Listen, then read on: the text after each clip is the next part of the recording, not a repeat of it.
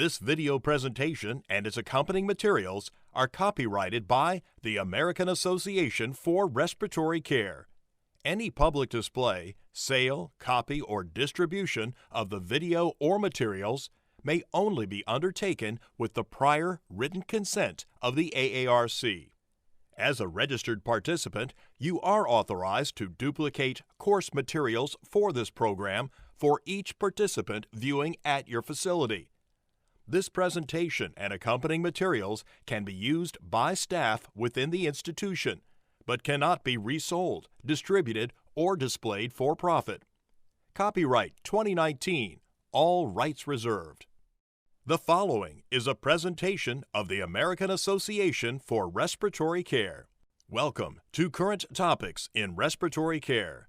Today's topic is alarm fatigue, implications for patient safety. Marc Schlessinger is a registered respiratory therapist, neonatal pediatric specialist, registered pulmonary function technologist. He is Senior Associate Consultant, ECRI Institute in Plymouth Meeting, Pennsylvania. Marc discloses a relationship with ECRI Institute.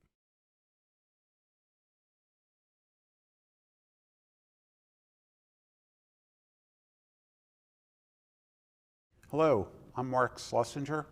I'm a respiratory therapist with management and consulting experience. I am currently employed at ECRI Institute in the Philadelphia area as a senior associate and consultant. I have 38 years experience as a respiratory therapist, including 34 years in management. At my previous employer, I was the senior director of ancillary services for 15 years. The objectives for this presentation include: the attendee will be able to identify the major causes of alarm fatigue, how it affects your daily workflow. Attendees will have the ability to develop a new or modify an existing policy intended to minimize nuisance ventilator alarms while maintaining compliance with regulatory agencies. Finally, the attendee will have the knowledge following this presentation to determine which ventilator alarms contribute most to alarm fatigue and how to develop an action plan to decrease these alarms. The agenda for the presentation includes the Joint Commission National Safety Patient Goal, NPSG 06-0101, alarm fatigue and patient safety, alarm management, and also we will discuss middleware and how to use it with ventilators. My legal disclaimers throughout this presentation: there may be images of specific manufacturers' technologies. These images are used only as an example of the technology being discussed and in no way are an endorsement by either ECRI Institute or myself. To begin, let's talk about the Joint Commission's National Patient Safety Goal 06-0101. Let's discuss National Patient Safety Goal 06-0101, also known as NPSG 06-0101. Some of the things that you should do to make sure that your hospital and department meet the goals are training. By training, we're speaking of documented training either at the hospital level or the department level on the key performance indicators of 06-0101. Has audits been done of all medical devices that alarm? This is a specific requirement of this goal and must include all devices. Common devices would be physiologic monitors, including pulse oximeters, ventilators, infusion pumps, etc. However, there are many, many, many more devices that alarm. Think of bed alarms, wheelchair alarms, even pneumatic tube systems alarm. They all need to be audited and accounted for. You should review past events involving alarms. You should go back at least 2 years and look at all incident reports involving any medical alarms and devices. Also do the same for near misses. Many near misses are not reported, and you should talk to your staff to see if there were any true near misses that were not documented. One of the big things a respiratory therapist can do, and we will talk about this throughout the presentation, is you need to customize ventilator alarm parameters to meet each individual patient's need.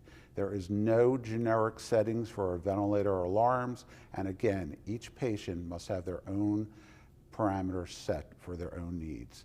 And you need a policy that specifies who may adjust alarms and who may not adjust the ventilator alarms. This also goes true for physiologic monitoring and any other devices where alarms can be modified. Specific recommendations for Joint Commission compliance include starting a hospital-wide committee with multidisciplinary representation. By multidisciplinary representation, we are speaking of someone from each and every department that interacts with any medical alarm on any given day must be represented in the committee. Alarm safety must be established as a priority on all levels with senior leadership sponsorship and top-down engagement. Many of you will remember a number of years ago when the Joint Commission came out with a patient safety goal for patient identification. Hospitals took this goal very, very seriously, and it is, in my opinion, from what I have seen consulting with hospitals throughout the country, that the NPS-G on alarm management and alarm fatigue is not being taken as seriously. You need to develop clear policies regarding alarm management, including who responds to alarms, how you can customize alarms, what are the limits of customization to the alarms, etc. Finally, every nurse, every respiratory therapist, every patient care technician, every physician should be able to speak to at least one thing that their unit is doing to improve alarm fatigue. Despite the Joint Commission's emphasis on alarm safety and improving alarm fatigue, multiple incidents surrounding medical alarms continue to occur that lead to patient harm up to and including their death. We're now going to talk about alarm fatigue and patient safety. So one of the leading causes of alarm fatigue or contributing factors are ventilator alarms. The only devices that alarm more than ventilators would be infusion pumps and physiologic monitoring. And truly, depending on the unit that the ventilator resides in, it could be the ventilator that is alarming the most. One of the issues is as ventilators have matured, alarms have been increased. For example, ventilators from the 1980s, such as the Puritan Bennett MA1, had only 3 alarms that could be triggered. In fact, 2 of these 3 alarms were the most common, with the third, a gas alarm, being very uncommon. Today's modern ventilators may literally have over 100 possible alarms. Many of these alarms are redundant that also cascade into other alarms. We're going to speak a little bit about connecting ventilators to an outside alarm system. So the primary alarm on a ventilator is the ventilator itself. We then have what is known as secondary alerting system. So the easiest way to manage a ventilator is not have it connected at all. And most hospitals do this. In our studies, probably 85% of all hospitals do not have their ventilators connected to any secondary alerting system. What is the advantage of this? Well, there's no additional cost to the institution. What are the disadvantages? So for one, the biggest one is alarms may not be heard, especially with the patient's door closed or if the room is far away from a team center. It is impossible to pass information into the hospital's EHR if the ventilator is not connected. There is no data to track and trend, thereby difficult to decrease alarm fatigue. The next method of connecting a ventilator would be via the nurse call system. Every hospital is required to have a nurse call system, and therefore this is an easy way to connect the ventilator. So out of the methods that speak of connectivity, this would be the least costly. The installation is relatively easy, And depending on the system utilized, alarm filtering may be possible. What alarm filtering would be that some alarms trigger the nurse call and other alarms do not trigger the nurse call coming from the ventilator. Again, depending on the system utilized by the hospital, it may allow for the caregiver to be alerted using a caregiver alerting device such as a pager, a telephone, an iPhone, etc. Again, depending on the system, basic reports may be available. Disadvantages: this will easily add to the alarm fatigue because almost every alarm coming from the ventilator is going to trigger the nurse call system. Also, in most instances, the information does not pass into the EHR. This system is very common in subacute facilities. However, in the hospital systems, it is not as prevalent. You will see this used in hospitals in maybe 1 or 2 rooms in a unit that are far from the nurse's station and where the ventilator alarm cannot be heard. Moving down the line, ventilators connected via physiologic monitoring systems. All ICUs and ventilators and step-down units have a physiologic monitoring system. The advantage of this kind of system would be it is, again, reasonably inexpensive compared to a fully integrated system. Installation is reasonably uncomplicated with a connection directly into the monitor. Another advantage would be, depending on the system utilized, alarm filtering may be possible. Again, depending on the system utilized, basic reports may be available out of the nurse call system. And also, it may allow for caregiver-carried alerting devices such as pagers, iPhones, etc., to be installed. A final advantage of this system is the module that fits into the physiologic monitoring system can be moved from room to room, thereby patient to patient. Disadvantages: again, this type of system can easily add to alarm fatigue issues, and the system usually provides only minimal data to track and trend, thereby, again, it's difficult to decrease alarm fatigue. Finally, we have ventilators connected via a fully integrated middleware solution. We will speak about middleware further in this presentation. However, briefly, middleware is software that goes between a medical device, in this case a ventilator, and the caregiver's alerting device. So advantages is it is designed to be integrated with caregiver-carried communications devices. The reporting capabilities are extremely robust with middleware.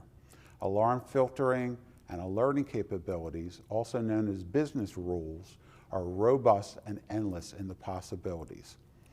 All ventilator data, sometimes including waveforms, can be passed to the EHR. Disadvantages of a fully integrated middleware solution include it is expensive and implementation time can be lengthy. Depending on the system of design, it may be complicated and require almost, if not continuous, IT support. There are always cultural issues surrounding alarms. Some of them are, the staff will say, I'm too busy to deal with alarms. This is the way we've always done it, and why should we change? My favorite is, it's not my job. Respiratory will always say, if the nurse would just do their job, we wouldn't have a problem. When I speak to nurses, they say, if the respiratory therapist would do what they're supposed to do, we wouldn't have a problem. Everyone likes to blame the vendors, and why should I rush to put the leads back on? They're just going to come off again. We don't have any problems. We have never had an alarm event. And what's the use? Nothing is ever going to change here. So, there are many, many sources of alarms in a hospital, as we spoke about. So, physiologic monitoring is a main source of alarms, followed by ventilators and intravenous pumps. Bed alarms, depending on the patient population, may or may not be a prime source of alarms. We spoke about pneumatic tube systems. What happens is when a tube arrives, it usually sets a audible alarm off so the caregivers know that something has arrived for them. Tube feeding pumps, if you're working in a NICU, you have infant security systems. You may have intra-aortic balloon pumps, medical gas systems, and also fire alarms. All add to the noise. What are some of the underlying causes of alarm fatigue? Well, units have a high noise level and too many alarms. We spoke of this. Monitors, IV pumps, ventilators, call bells, phones, etc. False alarms versus nuisance alarms. I want to speak about that in detail for a moment. So truly, there are minimal, if any, false alarms on ventilators. Think of it this way. Think of a smoke detector in your house. You have a smoke detector and you or a spouse or your child is cooking and something happens, it causes smoke and the smoke detector goes off. That smoke detector did exactly what it was supposed to do. It sensed smoke and it set off an alarm. Ventilator alarms are very similar. They're not false. They may be a nuisance alarm. However, they're not a false alarm. One of the goals is to decrease or hopefully one day eliminate non-actionable alarms. You're going to hear me speak about non-actionable alarms throughout this presentation. A non-actionable alarm is an alarm that if the caregiver does nothing at all, the alarm will go away by itself in 5 or 6 seconds with no harm to the patient whatsoever. For ventilators, think of a single or even 2 high-pressure alarms in quick sequence. Many times we find alarm limits are not tailored for the individual patient.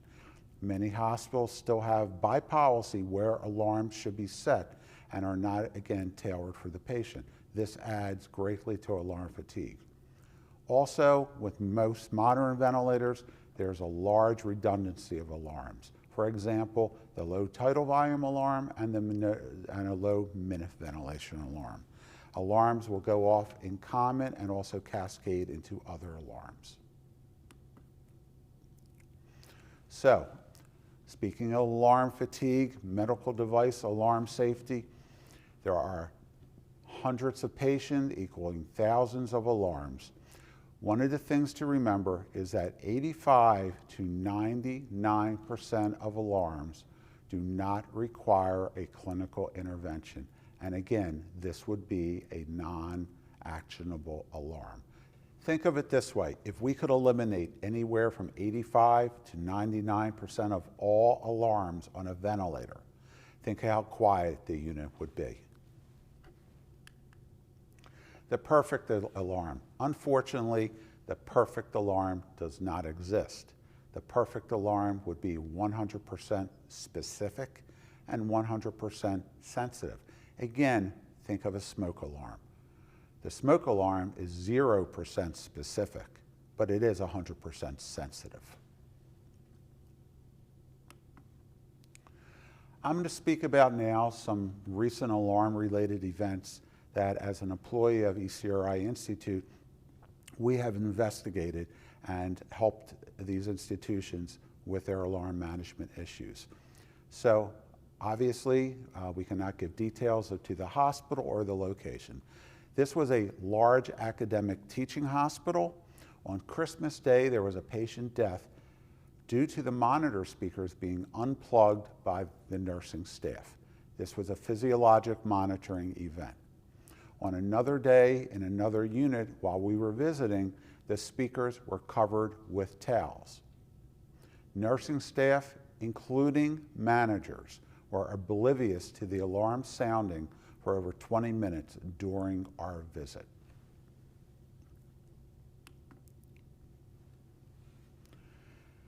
So this is the Swiss cheese model that I'm sure everyone has seen at one time or another in a risk management presentation. This particular client was a 5-hospital system. They did have a fairly elaborate middleware solution. A patient was brought into the emergency department. and was placed on a ventilator. The patient was a quadriplegic who was a ventilator-dependent patient in a subacute facility. Patient became disconnected from the ventilator while in the emergency department for 16 minutes. There were multiple nurses, multiple physicians in the immediate area. No one responded. The reason we found during the root cause analysis was the curtains were drawn around the patient and they thought the patient was being suctioned.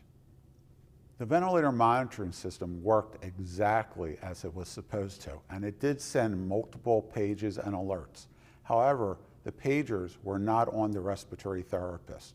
They were in the department in a drawer. The pagers were off, and in fact, one of the pagers had no batteries in it. The patient died. This incident revolved around a pediatric long-term care facility. They had installed an oximetry monitoring system, complete with pager notification. Ventilators were not remotely monitored and difficult to hear outside of the room. The RN left the room for a bathroom break and did not inform her covering nurse. A patient became disconnected from the ventilator. The pulse oximeter did alarm, but the patient sustained additional brain damage from being disconnected from the ventilator. Finally, at a 300-bed community hospital with a 28-bed ICU, the RN complained to the respiratory therapist about numerous alarms occurring on a particular patient and how they were disturbing her. The respiratory therapist agreed to decrease the alarm on this ventilator to 10% volume, the lowest available setting for this particular model. Hospital policy specifically stated that the alarm volume must be kept at 80% or greater. The patient was later found unresponsive by the nurse and unsuccessfully coded. When the ventilator logs were pulled, it showed the patient disconnect occurred 16 minutes prior to being discovered. We're going to now talk about alarm management. So alarm management is the application of human factors, or ergonomics, along with instrumentation, engineering, and systems to manage the design of an alarm system to increase its usability and effectiveness. The goal, as we mentioned before, is to reduce non-actionable alarms and increase the recognition of actionable alarms. Alarm management is very complex, and one system does not fit each hospital. In fact, it does not fit each floor in a hospital. So let's talk about some of the issues. One would be patient population. Is it a CCU, is it a med-surg floor, or is it a cardiovascular surgical floor where you have a lot of ancillary technology such as LVADs, balloon pumps, etc.? What is the care model? Nursing provides many different care models. Is it primary nursing or not? What is the staffing patterns of this particular floor? Staffing patterns very often change throughout the day, especially when you get to 7 p.m. and a 7 p.m. to 7 a.m. shift. Often you will lose an area clerk, you may lose a charge nurse, etc. Culture. Culture is one of the hardest things to fix, not only for alarm management, but for any issue in a hospital. You can add technology, however, you cannot easily fix bad culture. Delineation of responsibility of the alarm. What is meant by this? Do ventilator alarms, are they the prime response of a respiratory therapist? Or is it the responsibility of the nurse? Or is it a shared responsibility? Ancillary technologies. What, if any, ancillary technologies are in use? Do you have pagers? Do you have phones? Do you have middleware? Or do you have nothing? Alarm coverage model. So for the alarm coverage model, again, who would be getting the alerts? Would the alerts be going to the respiratory therapist, to the nurse, to a backup respiratory therapist, etc.? The architectural layout of the floor is extremely important, especially when you have long hallways. Long hallways usually mean that you cannot hear alarms coming from either the nursing station or the other side of the hallway. In that situation, we would probably recommend adding remote viewing stations. And finally, again, what is the technology capabilities and how are they configured? Looking back over patient deaths contributed to ventilators over the past 5 years, we spoke to nurses and respiratory therapists, and this is what they told us. 45% of the caregivers told us they never heard the alarm sound. Actually, they said the alarm didn't sound. However, once again, when we pulled logs on the ventilators, the alarms did sound. 9% were just unclear of what happened. 3% said they silenced the alarm, inappropriately, obviously. 23% didn't hear the alarm. Truly, I feel that the 23% who didn't hear the alarm and the 45% who said the alarm didn't sound should be lumped together in truly that they didn't hear the alarm sound. In 13% of the cases, the alarm was found to be set improperly. In 5% of the cases, the caregiver was unsure if the alarm sounded, and in only 2% of the cases, the ventilator malfunctioned. What can come out of this slide basically is many times the caregivers do not hear the alarm sounding. Thus, there is a true need for secondary alerting systems, including middleware. Issues with ventilator alarms. So ventilator alarms, unlike physiologic monitoring, cannot be configured by priorities by the user or facility. It's not possible. They are set by the manufacturer. Alarms may or may not latch and are not configurable in many cases. What a latching alarm is the visual indicator stays lit until the practitioner manually resets it. This is important so that the respiratory therapist knows what alarm was sounding, even though the alarm has self-corrected. Many alarms still have fixed limits or limits that are linked to the settings. Alarm volume can be lowered to unsafe limits, as we saw in that patient incident.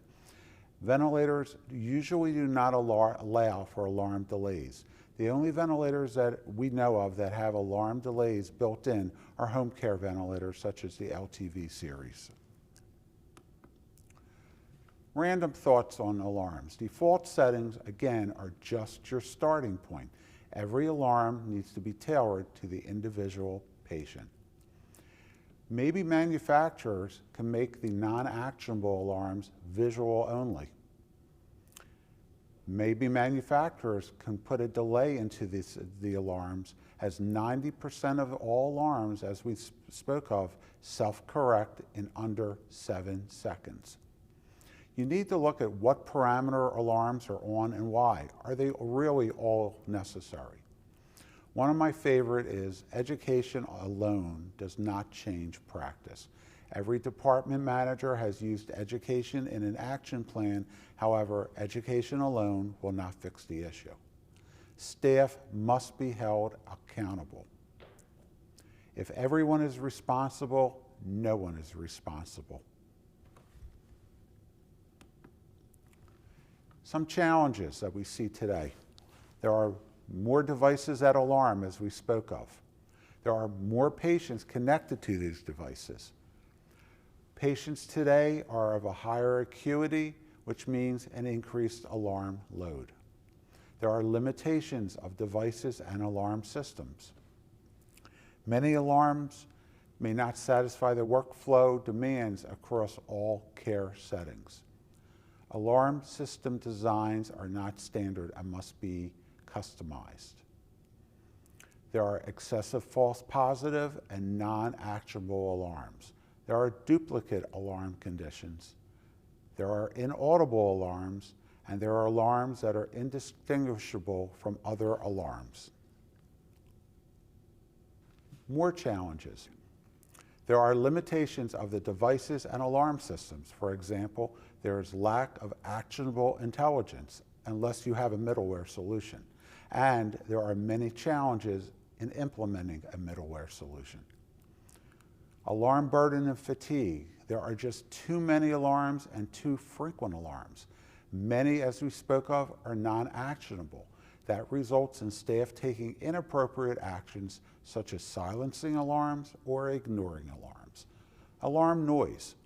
Alarm noise is an unpleasant environment and it leads to distractions, delayed response time, and desensitization. Effects of noise on patients, family and staff, physiologic effects on patient recovery. Families will lose confidence and trust in caregivers. More challenges. There is a lack of accountability related to alarms. Who is responsible for creating and managing alarm policies? Who is responsible for responding to alarms on each shift and every unit? Is there inconsistent response to alarms? Is there a lengthy response time? Lack of a backup and escalation plan. Is there too much trust or is there a lack of trust in your alarm systems? There is inconsistent system management. Lack of standardization of alarm system defaults is an issue. Inconsistent use of alarm system features and alarm system limits set incorrectly. Alarm management, a survey done by AMI, the Association for the Advancement of Medical Instrumentation, showed that when they surveyed respondents who would respond to an alarm lasting 5 seconds or less, 50% of the staff said they were not likely to address this alarm. 30% of the staff said they were somewhat likely to address this alarm. 14% of the staff said they were more than likely to address the alarm, and only 6% of the staff said they would definitely address an alarm lasting 5 seconds or less.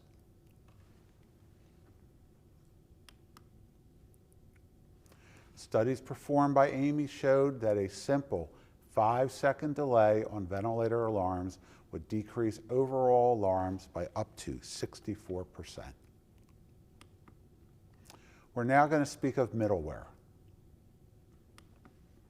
So middleware is a term most commonly used for software that enables communications and the management of data in a distributed application.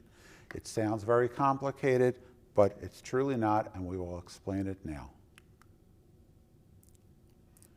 The critical functions of middleware are the prioritization of alarms. What that means is if there's a high pressure alarm coming from a ventilator and a VTAC alarm coming from a physiologic monitoring system, the middleware will prioritize the alarm to show the VTAC first. Middleware also takes care of staff assignments in the alarm system. It handles alarm escalations. What an alarm escalation is basically if I, as the respiratory therapist, get the initial alarm and I cannot address it within X amount of seconds programmed into the system, it would then be escalated or elevated to the next person on the list, which would most likely be another respiratory therapist, or it could possibly be a nurse. In some situations, the routing assignments are different. And again, this depends on the unit, the shift, etc. Routing assignments can be individual, meaning that the alert goes to a respiratory therapist or a nurse, and then is escalated, or it may go to all the respiratory therapists and or all the nurses. Report generation and information logs coming from the middleware systems are crucial, and middleware will provide for very complex event processing. So this is one example of a middleware report.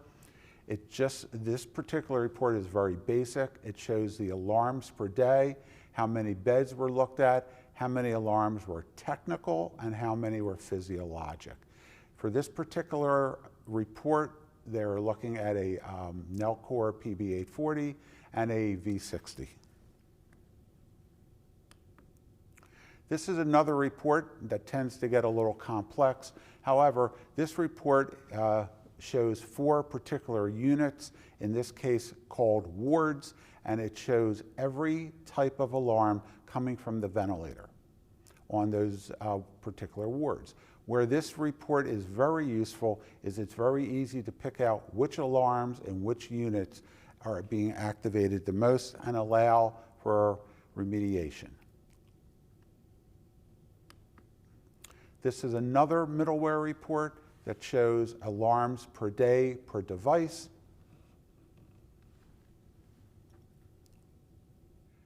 Alarm integration systems are once again complex. They require a multidisciplinary approach to this. It is very unique to each organization, and it should fit into the alarm management model of the hospital rather than the model fitting into the integration package. So again, here are some of the sources of alarms that can be fed into the middleware. So infusion pumps, you'll notice, are at the bottom of this list. ECRI Institute has not seen any hospitals that have integrated infusion pumps into a middleware solution. The main reason for this is that even though they're called smart pumps, the data coming out of the pumps are not truly smart enough to integrate into an alarm middleware solution. The most popular alarms that we see going into a middleware solution devices would be physiologic monitoring, overall #1 by far, followed by pulse oximetry and tidal monitoring, ventilators, BiPAP, and yes, even nurse call can be integrated into a middleware solution. Again, middleware solution are systems that collect the alarm information from the primary alarming devices seen on the left part of the screen. It prioritizes the incoming alarms and alerts. It is fully customizable by the hospital to fit their needs. It has extensive reporting capabilities. It can handle nursing and respiratory assignments, and it has built-in escalation schemes. This is a very, very simplified diagram of an alarm integration middleware solution. On the far left, you have the alarm source. As I mentioned, it can be anything from a physiologic monitor to a pulse ox, etc. In between, you have the middleware. The middleware is the software that truly processes all the data. Coming out of the middleware, we go into the communications engine. Communications engine is a fancy term for essentially the device that will send the text to the pager or to the telephone. Finally, you have the end devices pictured there, which in this case are a pager and a telephone. So if you're thinking of implementing a middleware solution, you need to get your design team together. As I mentioned, this needs to be multidisciplinary.